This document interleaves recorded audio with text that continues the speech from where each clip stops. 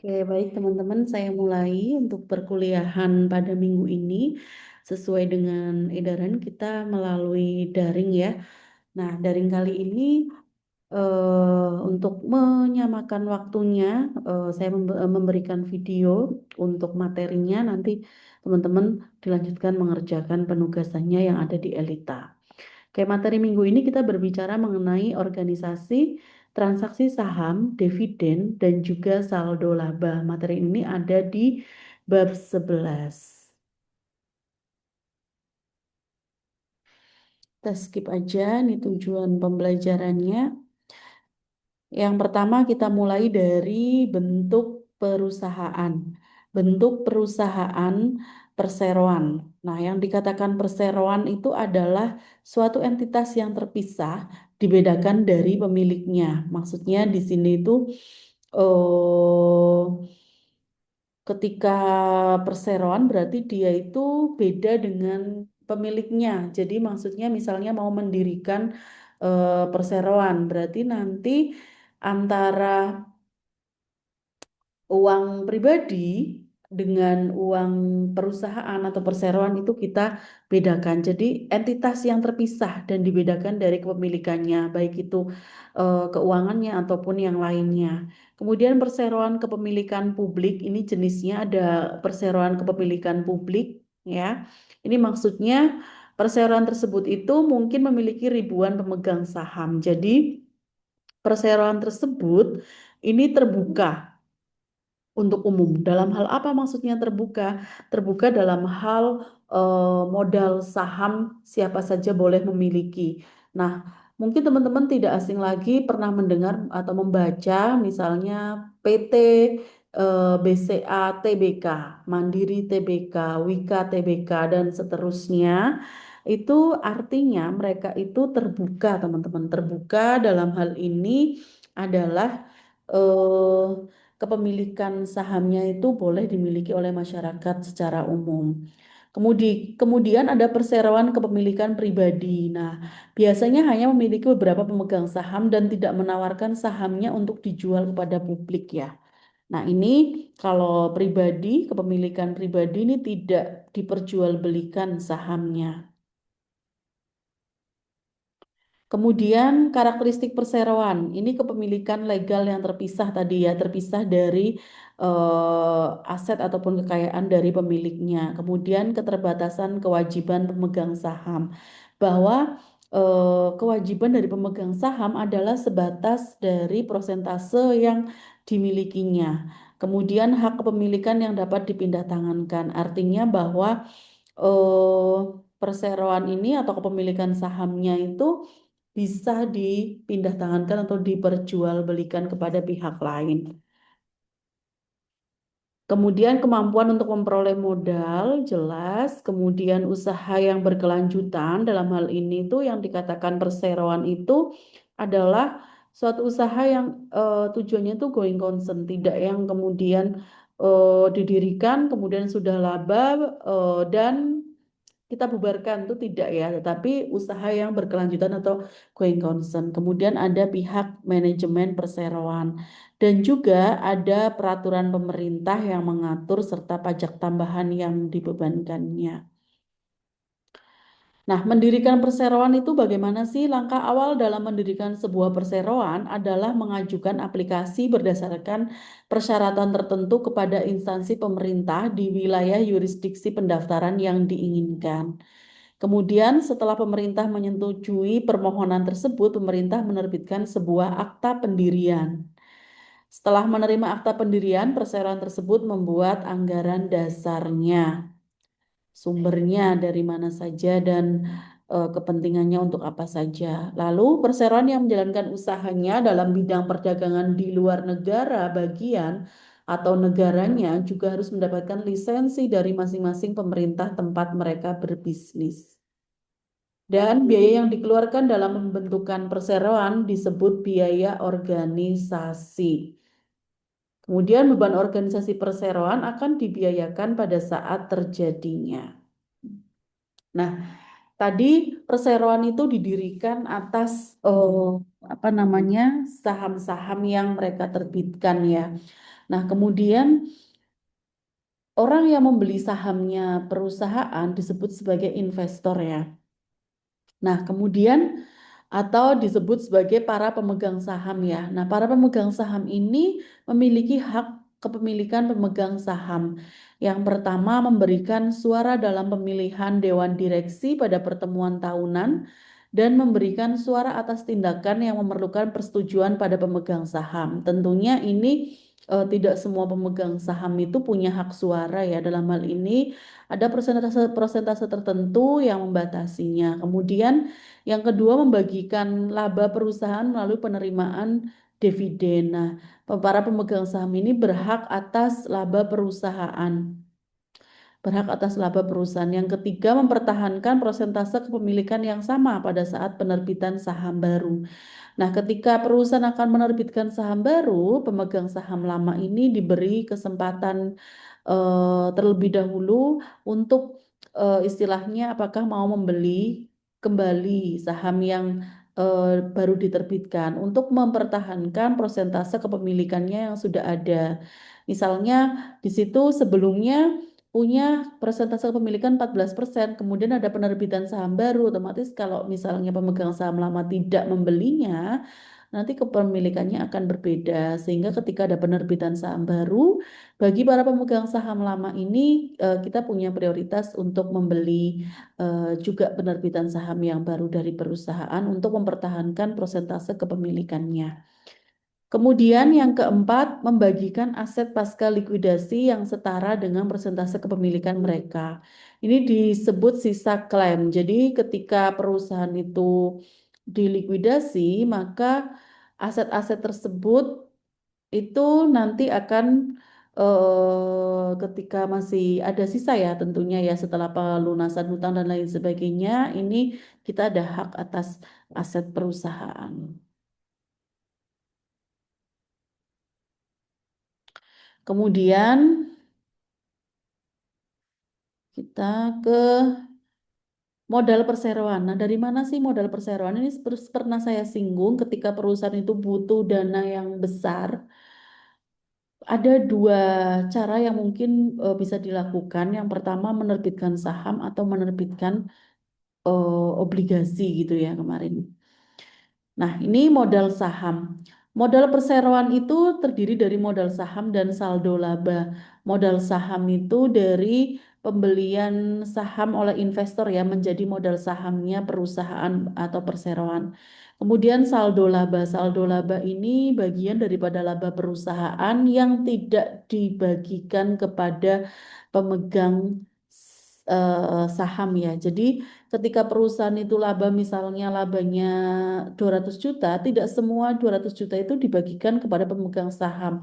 Pasti ada sekian persen yang tetap apa namanya tetap dipertahankan oleh perusahaan guna pengembangan perusahaan itu sendiri gitu ya. Nah, ini modal saham definisinya kas dan aset lainnya yang dibayarkan ke perseroan oleh para pemegang saham. Seperti yang saya sampaikan tadi. Kemudian yang berikutnya saldo laba, laba neto yang dimiliki perseroan untuk digunakan di masa depan. Jadi tadi saya sampaikan pada periode tertentu mungkin saja tidak semua labanya dibagikan kepada pemegang saham. Ada yang sebagian ditahan atau istilahnya sekarang kita tidak boleh menyebutkan laba ditahan ya, tetapi saldo laba. Nah, modal perseroan ini eh, terdiri dari modal saham dan saldo laba. Ini menjadi modal pemilik perseroan ya dalam hal ini ya. Nah, saldo normalnya adalah di kredit ya, modal saham ataupun saldo laba. Nah, kemudian terkait akuntansi transaksi penerbitan saham biasa.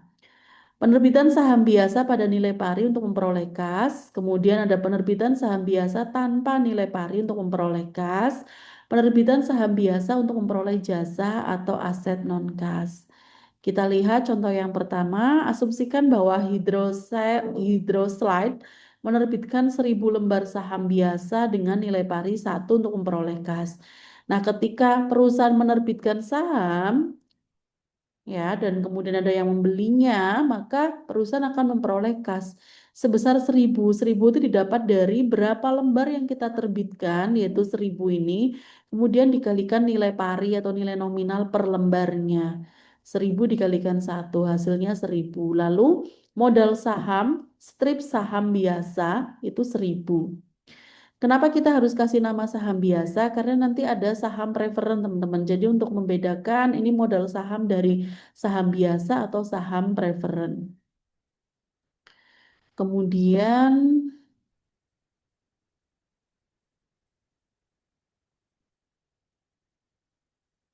kemudian ada penerbitan saham biasa pada nilai pari untuk memperoleh kas juga di sini.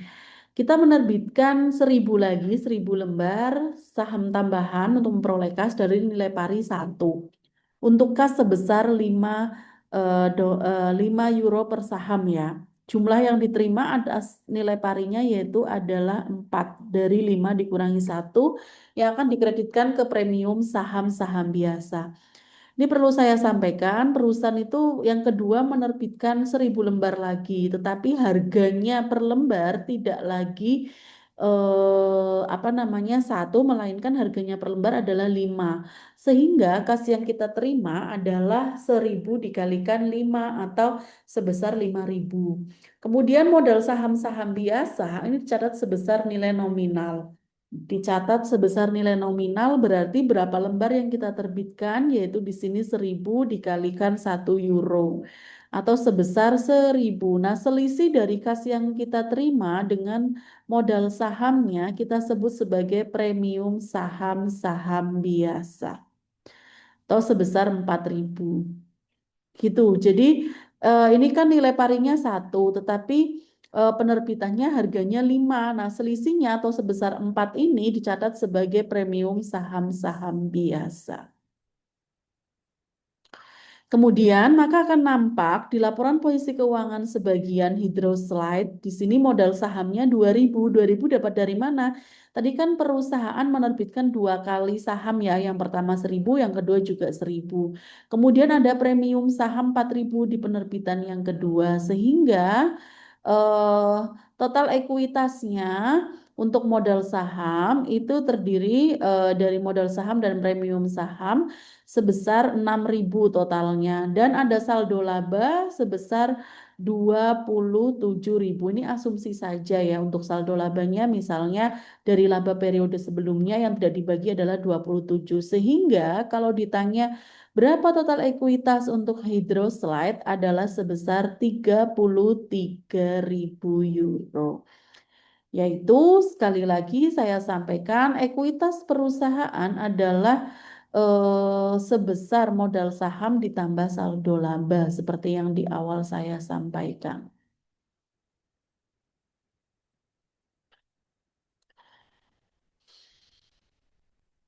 Kemudian, penerbitan saham biasa tanpa nilai pari untuk memperoleh kas. Ini misalnya kita menerbitkan saham biasa tapi tidak ada nilai parinya. Asumsikan bahwa Hydroslide memiliki saham biasa tanpa nilai pari seharga 5 euro, bukan saham seharga 1 euro.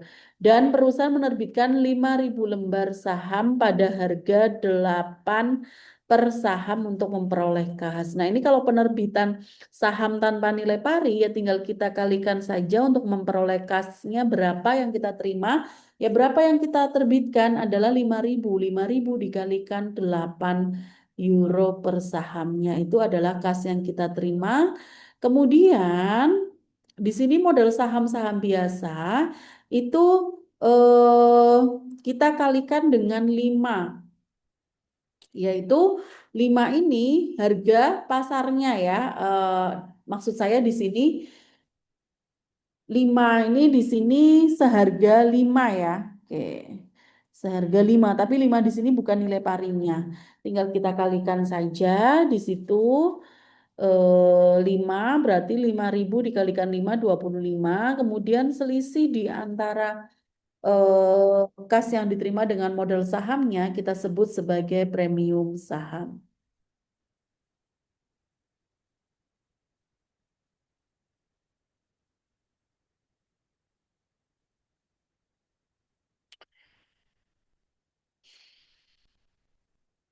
Saya lanjutkan, dengan demikian jika Hydro tidak menetapkan nilai tertera pada saham nilai tanpa nilai pari, maka perusahaan tersebut akan mencatat penerbitan 5.000 lembar saham seharga 8.000 per sahamnya pada kas. Oke, coba kita lihat lagi yang belakang.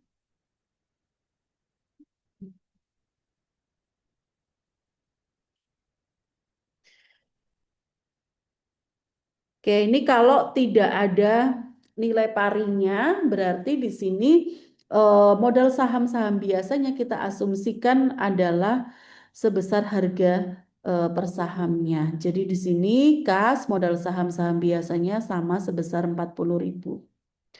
Nah, kemudian ada penerbitan saham biasa untuk memperoleh jasa atau aset non-kas. Jadi, penerbitan saham itu tidak selalu diikuti dengan penerimaan kas. Misalnya kita menerbitkan saham, tetapi untuk apa ya, aset non-kas lainnya gitu tuh juga bisa. Ini ada contoh, asumsikan bahwa seorang penasehat hukum telah membantu pendirian Jordan Company. Mereka telah menagih biaya jasa kepada perusahaan sebesar 5.000 euro dan mereka setuju untuk menerima 4.000 lembar saham biasa dengan nilai pari 1 sebagai pembayaran tagihan atas jasa penasehat hukum. Ini kita saat mendirikan perusahaan minta bantuan apa namanya dari penasehat hukum ya dalam mendirikan Jordan Company. Nah, biaya jasanya, biaya penasehat hukumnya adalah 5.000 euro. Dan mereka itu Jordan Company dengan penasehat hukum yang membantu pendirian Jordan Company setuju untuk menerima 4.000 lembar saham biasa dengan nilai pari 1 euro gitu ya. Nah, pada saat pertukaran tidak ada harga pasar yang pasti untuk saham tersebut. Dalam hal ini, nilai wajar dari pertimbangan yang diterima yaitu sebesar 5.000 lebih dapat diterima. Oke, nah kalau seperti itu berarti debitnya tidak lagi kas karena apa? Karena di situ kita menerbitkan saham untuk melunasi ini ya, apa namanya, biaya tagihan untuk pendirian perusahaan. Jadi kita asumsikan sebagai beban organisasi. Tadi di depan saya sampaikan bahwa biaya yang terkait dengan pendirian organisasi atau perusahaan adalah beban organisasi. Maka debitnya beban organisasi, modal saham-saham biasanya adalah 4.000, karena tadi biayanya 5.000, tapi sepakat ditukar dengan saham sebesar 4.000 dengan nilai pari 1. Berarti modal sahamnya 4.000 dikalikan 1. Kemudian selisih antara biaya dengan modal sahamnya kita sebut sebagai premium saham.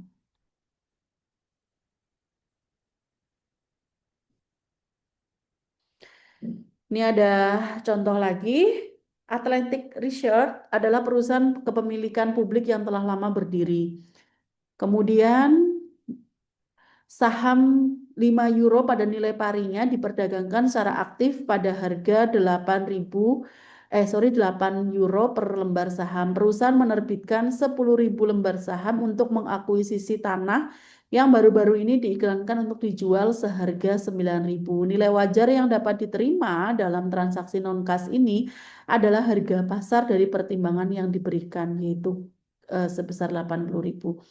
Ini kita menerbitkan saham untuk memperoleh tanah ya. Dalam hal ini, tanah yang kita peroleh adalah sebesar 80.000, yaitu nilai pasar tanahnya. Dan kemudian modal saham-saham biasanya adalah 50.000. 50.000 itu didapat dari mana? Karena nilai sahamnya, nilai parinya adalah 5 dan yang diterbitkan perusahaan adalah 10.000, berarti 50.000. Dan kemudian selisih antara tanah yang kita terima, harga tanah yang kita terima dengan modal saham-saham biasanya kita sebut sebagai premium saham-saham biasa. Nah, kemudian Ada akuntansi saham Trisuri. Nah, saham Trisuri adalah saham milik perseroan yang telah diterbitkan kemudian dibeli kembali oleh pemegang saham, namun saham tersebut tidak dihentikan. Jadi saham Trisuri itu saham sudah kita terbitkan, sudah dibeli oleh investor, kemudian kita beli lagi. Gitu. Oke. Saham Trisuri tidak mempunyai hak dividen dan hak pilih. Ya. Perusahaan umumnya menghitung nilai saham Trisuri dengan metode biaya perolehan. Dengan metode biaya, perusahaan mendebit saham Trisuri sebesar nilai yang harus dibayar untuk membeli kembali saham tersebut. Ini ada contohnya, asumsikan bahwa tanggal 1 Januari 2014 bagian ekuitas MIT memiliki 100.000 lembar saham biasa yang beredar dengan nilai pari sebesar 50 dolar Hong Kong ya. Semua diterbitkan pada nilai nominal dan saldo laba sebesar 2 juta. Oke, kita lihat. Maka bagian ekuitas sebelum membeli saham Trisuri disajikan sebagai berikut. Ini ya, dalam laporan posisi keuangannya, bagian ekuitas, maka perusahaan memiliki modal sahamnya adalah 5 juta, yaitu dari penerbitan saham biasa 100 lembar dikalikan nilai per lembarnya, nilai pari per lembarnya, dan saldo laba. Sekali lagi bahwa modal atau ekuitas perusahaan terdiri dari modal saham dan saldo laba. Modal sahamnya 5 juta dan saldo labanya 2 juta. Jadi total ekuitas perusahaan sebesar 7 juta. Nah, kemudian pada tanggal 1 Februari, MIT ini mengakuisisi 4.000 lembar sahamnya seharga berapa? 80 per saham. Tadi kan menerbitkan 100.000 lembar saham. Kemudian dari 100.000 lembar saham dibeli kembali oleh perusahaan sebesar 4.000. Nah, 4.000 ini namanya saham Trisuri. 4.000 dikalikan 80 per lembarnya atau 320 ini saham Trisuri dan kasnya dikredit. Kenapa dikredit? Ya kan kita mengakuisisi lagi atau membeli lagi. Berarti saham Trisuri didebit dan kasnya dikredit. Oke. Kemudian, maka setelah adanya pembelian saham Trisuri, laporan posisi keuangannya akan berubah. Ya, akan berubah. Tadinya ekuitas kita adalah 7.000, maksud saya 7 juta ya. Kemudian saham Trisuri dikurangkan dengan ekuitasnya dikurangkan dengan saham Trisuri sehingga setelah adanya pembelian saham Trisuri maka ekuitas perusahaan akan berkurang yaitu menjadi 6.680. MIT mengungkapkan dalam laporan posisi keuangannya baik jumlah saham yang diterbitkan 100.000 dan jumlah saham Trisuri adalah 4.000, selisihnya adalah jumlah saham yang beredar sebesar 96.000. Kenapa kok tadi ekuitasnya berkurang? Karena kan lembar saham yang beredarnya pun berkurang, jadi ekuitas perusahaan itu berkurang.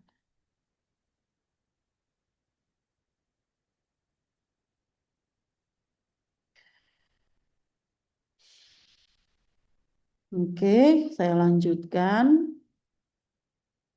Saham Trisuri biasanya dijual atau dihentikan peredarannya. Akuntansi penjualan saham Trisuri akan berbeda ketika saham Trisuri tersebut dijual di atas biaya perolehan daripada ketika dijual di bawah biaya perolehan. Nah, ini masih contoh yang tadi. Tadi kan kita punya 4.000 lembar saham Trisuri. Nah, asumsikan bahwa 1 Juli ini 1.000-nya dijual. Tadi kan kita awalnya menerbitkan 100.000 lembar, kemudian yang kita beli lagi adalah 4.000, namanya saham Trisuri. Nah, saham Trisuri itu kita jual. Jualnya tidak semua atau tidak semua lembarnya ya, tetapi hanya 1.000 lembar. Dengan harga 100 per lembar. saham yang sebelumnya diperoleh dengan harga 80 ya. Tadi kan kita membeli saham laginya dengan harga 80. Sehingga kas yang kita terima adalah 100.000 didapat dari 1.000 lembar yang kita jual dikalikan 100 dikalikan harga jualnya. Kemudian kreditnya adalah saham Trisuri sebesar 80.000 didapat dari 1.000 lembar yang dijual kemudian dikalikan harga perolehannya awal yaitu 80. Selisihnya premium saham, jangan lupa strip saham Trisuri sebesar 20.000. Nah, tadi yang pertama ini berarti asumsinya ini dijual di atas biaya perolehan karena biaya perolehan saham Trisuri adalah awalnya 80 tetapi dijual dengan harga 100. Nah, kasus yang berikutnya ini kita menjual saham Trisuri lagi tetapi harganya di bawah biaya perolehan. Jika MIT menjual tambahan 800 lembar saham Trisuri pada tanggal 1 Oktober pada harga 70 per saham, perusahaan akan membuat jurnal sebagai berikut. Kas yang diterima perusahaan adalah yang dijual itu 800 dikalikan harga penjualannya yaitu 56. Saham Trisuri yang dilepaskan itu 64 didapat dari mana? 800 lembar dikali biaya perolehan awalnya. Biaya perolehan awalnya kan 80, jadi 64.000. Nah, selisihnya sebagai premium saham-saham Trisuri ditaruh di debit. Nah, maka setelah adanya transaksi tersebut, nah ini saham Trisurinya yang awalnya 320 kemudian dijual 80 kemudian dijual lagi 64 gitu ya sehingga saldonya 176. Dan premium sahamnya awalnya 20 di kredit kemudian ada di debit 8.000 sehingga saldonya menjadi 12.000.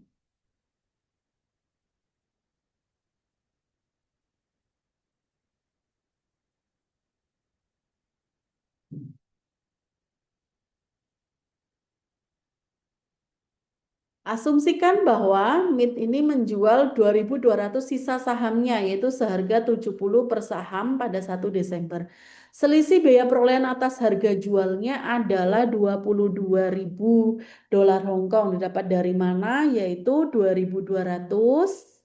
Sisanya tadi ya kan dijualnya pertama 1.000 terus 800. Kan kita punya 4.000 berarti sisanya 2.200 lembar itu kita jual dengan harga 70.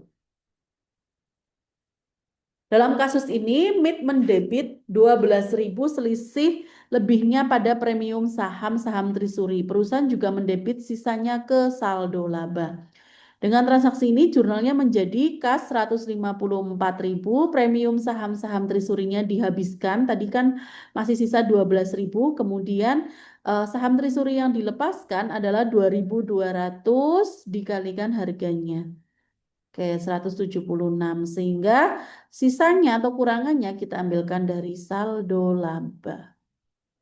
Gitu. Kemudian kita bahas yang saham preferen.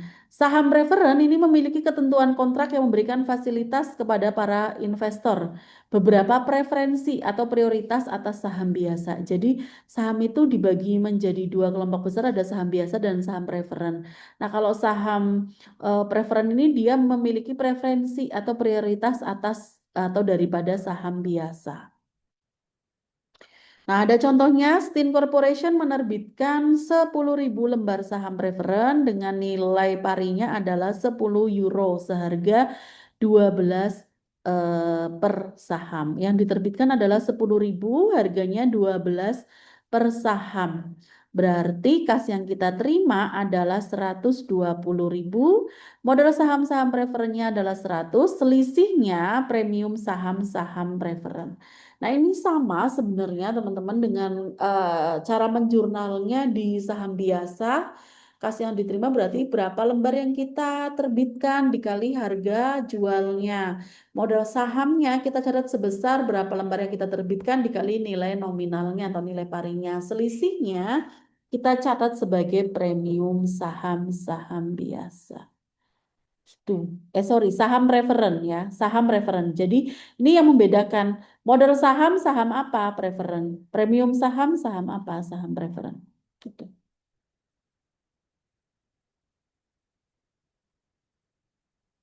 Nilai buku per saham mungkin tidak sama dengan nilai pasar per saham, ya, mungkin tidak sama.